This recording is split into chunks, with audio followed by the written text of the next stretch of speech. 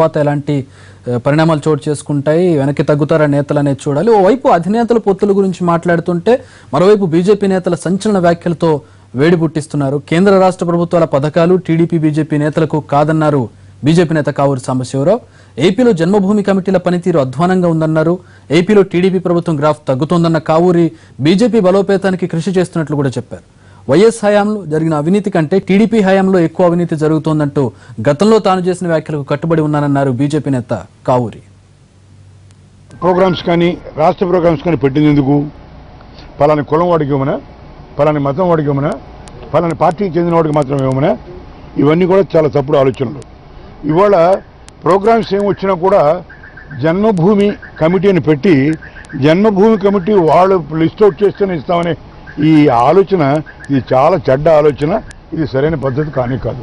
అసలు ఈ జన్మభూమి కమిటీలు ఫామ్ చేయడం కానీ సర్వం అధికారం వాళ్ళకి ఇవ్వడం కానీ, అధికారులు కలిసినా కూడా మాకు ఏమయ్యా ఈ పలానా వాడు పాపం వాడు సెంటు భూమి లేదు, రూపాయి ఆదాయం లేదు, వాడికి ఒక టాయిలెట్ ఇస్తే అర్హుడే కదా అతను అంటే జన్మభూమి కమిటీలో ఆయన పేరు రాలేదండి, మేమేం చేస్తామని ఆర్డీఓ చెప్తుంటే విచారకరం. నేను భారతీయ జనతా పార్టీకి కూడా చెప్పిన మాట ఏమిటంటే దీన్ని మనం వ్యతిరేకిద్దాం, దీని మీద మనం పోరాడదాం. ఆ వ్యక్తి భారతీయ జనతా పార్టీ కార్యకర్త కానవసరం లేదు, సామాన్య పౌరుడు, వాడు వైఎస్ఆర్సీపీ కావచ్చు, ఇంకో పార్టీ కావచ్చు, అర్హుడైన పేదవాడికి సంబంధించిన ఆ హక్కు అతనికి ఉంది. కాబట్టి అతని తరఫున మనం పోరాడదాం అని చెప్తూ వచ్చాను.